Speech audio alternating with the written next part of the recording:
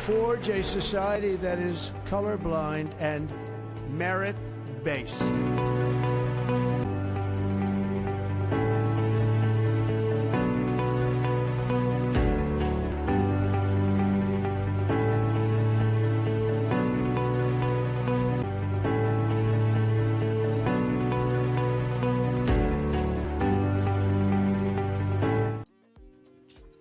Hi Mario, hi Syria. How are you guys?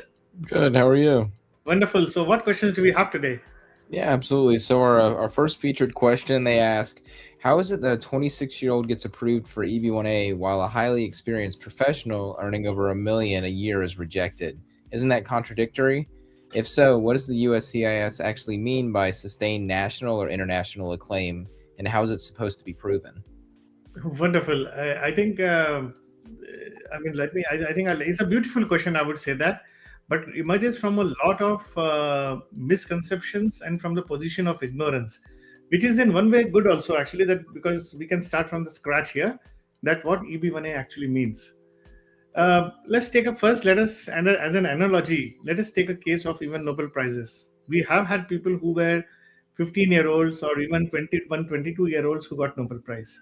Please understand that. So it's a matter of your work and its impact, which is more important, even when it comes to EB1A.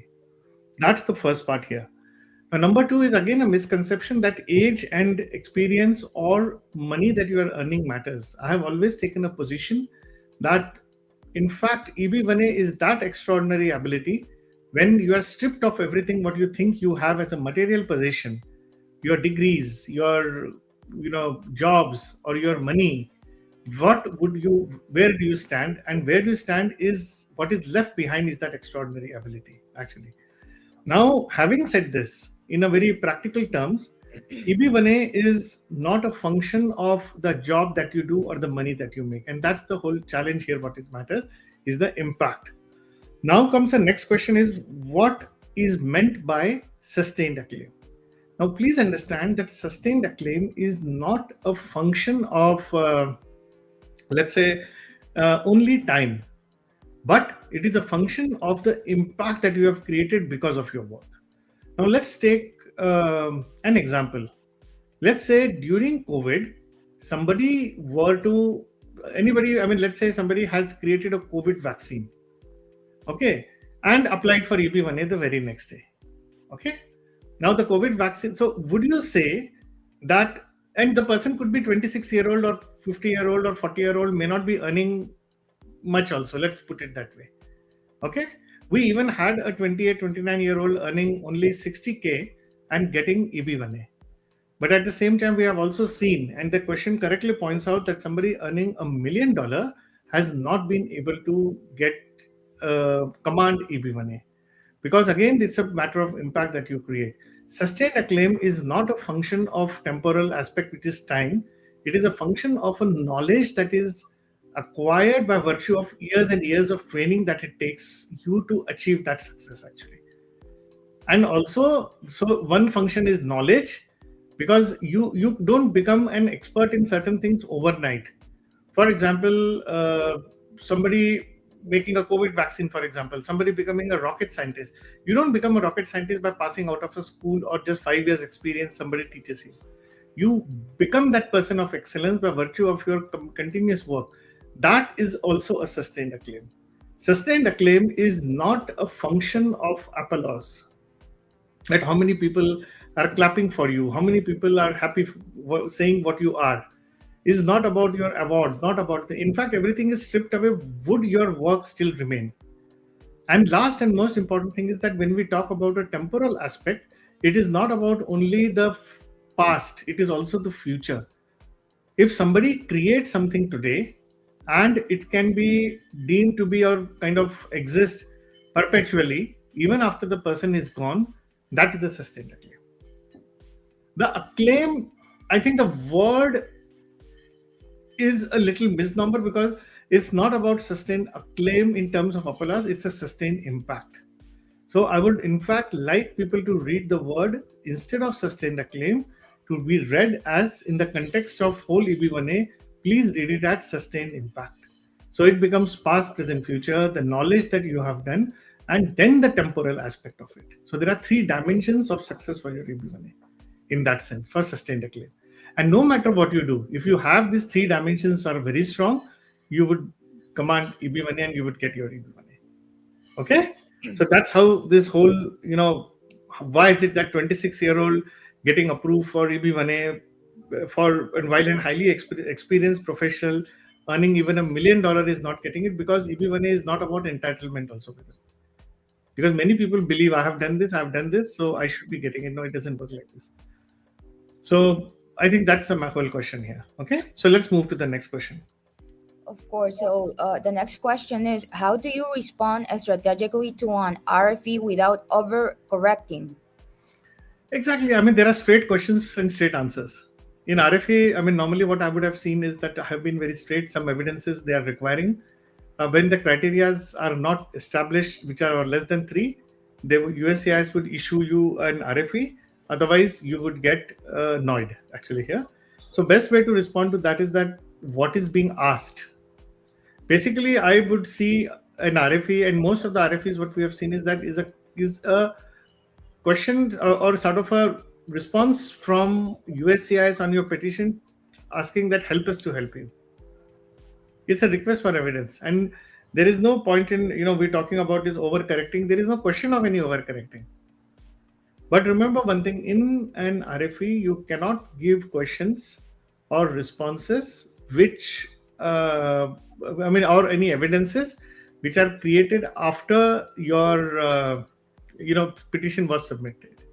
So you have to, it has to be within the time frame of prior to the petition. All the events should have happened before the evidence, your petition was filed. So just remember that it's a pretty straightforward question, and I would like people to look at it from a very straightforward perspective. Okay, so let's move to the next. Yeah, absolutely. So our next question, they ask, what mistakes do candidates make when explaining their own achievements, working on their own petition? I mean, they are focused more on inward part of their company, what they are doing it. That's what we have seen actually. Achievements is not about what you have done, is about the impact that you have created. I mean, ask after every initiative, what you say, what you are putting in, you ask yourself a question, so what? How many people got impacted by this particular job? Oh, I did a membership. I got a British Council membership. I got IEEE membership. So what? How many people got impacted because of this? And next is what if? What if would have happened if you were not a member? If nothing would have changed, nothing, then it is of no consequence for your EB1A. I think they are talking about into self-glorification. There is a marked difference between demonstrating something which is based on self-glorification versus what is the impact that you have created. I hope it's a pretty straightforward. I don't want to elaborate this on too much on this, but yes, it makes, I think it's limited only to that. Okay, so let's move to the next question. Yes, the next question is, what signals make an adjudicator subconsciously view a case as elite versus inflated? I like this question because it's a very, again, the question here is that how it's since it is an adjudication, it to some extent people want to believe that it is subjective, and I do not want to deny that, but subjectivity doesn't mean absurdity. Let's also understand subjectivity is always based on certain predefined parameters, guidelines, policy manual based on which an adjudicator would do it. But I think the question is much deeper, that subconsciously how would somebody view the case as elite or inflated? The question is that it is neatly presented, evidences are neat, it's very well organized. What you are talking about being a person of an extraordinary caliber. So your petition, your documentation, your language, the semantics should also reflect a person of an person of an extraordinary ability. That's number one. I mean, I've seen people even writing in petition, genders are wrong, he, she has been wrong. I've seen where somebody else's name has been included in the petition. People have not read their own petition. So these kind of things are unacceptable totally, actually. The second would be, and if it's one of the most difficult things, I can tell you this, is can your petition or does your petition reflect your own expertise into it? What does it mean? We had somebody as a designer applying for EB1A, the petition itself was very beautifully designed. So that reflects your own persona, your own characteristics, and your own expertise is embodied into the petition itself, actually. If you can take it to that level, if somebody says, I'm an engineer, so you need to have engineered your petition in a way that makes people understand. And also, it should be easy to read. Number one, you can't use hyperbolic language. Okay? Now, this is something elite does not mean premium here, actually. Elite means something which fits the regulatory requirement. As simple as that. I mean, are there two? And last and most important thing is your petition. And nowadays should be crisp and granular and should not be on the legal crutches. And this is something very interesting. You can't a weak petition, okay, or weak petition in a sense, weak profile. Let's put it that way. A weak profile on a strong legal doctrines and legal crutches is not going to be helpful for you. A strong profile, however, but with even no legal crutches may help you. Let's understand that. And a strong profile with strong legal crutches will make USA as difficult to refuse you. It will become inevitable case, actually. Let's understand that. So, and obviously weak profile with no legal has no relevance, actually. So people, I think one of the biggest things what we have seen, and after having spoken to a couple of USCIS adjudicators and something, is that it has to be a clean petition in a bottom line. And I have already given you a definition of what constitutes a clean petition. And I've seen the best of the best people committing these kind of mistakes where genders are wrong or things are not presented in an optimal manner. So I would always urge you to do that. So guys, if you have more questions, please let us know. We'll be happy to help you as we move towards the next question. Keep writing to us and we'll be happy. And if you want to join next week program, please let us know. Keep writing to us. So let's move to the next question. Absolutely. So I think this one kind of piggybacks perfectly into what you were saying previously, but essentially they ask, what types of wording tends to trigger closer scrutiny from officers? I think it's about hyperbolic tone and language, actually. Okay. I mean, somebody writing something in a very absurd way. I mean, just because you did something in a very, hyperbolic tone should be totally avoided in all possible manners. People at times tend to don't use adjectives. He was a well-rounded person. Let me try to show you something from an actual successful petition. I think I will read out to you, and I think that will offer a more clarity. Okay, now let me kind of tell you something. There is something known as a speech of precision which should be there in every petition. And when we are talking of a language, actually, now I think this is about somebody who contributed to a curriculum development, actually, and there is a letter of recommendation here. The letter actually said that his contribution to our STEM education demonstrates exactly the kind of extraordinary and talent and impact that we were looking for. This is something. This may not be hyperbolic in that sense. I'm again repeating. What does it say? It says that his contribution to our STEM education demonstrate exactly the kind of extraordinary talent and impact. Now, this may not be the right language for the purpose of EB1A. When we talk about speech of precision, okay, it has to be, there is something called as an irreversible field level consequence. Now, it should be like this. His contributions present a structural redefinition of our STEM infrastructure and curriculum. He or she, name of the person, applied the same, put that name of the expertise. Okay.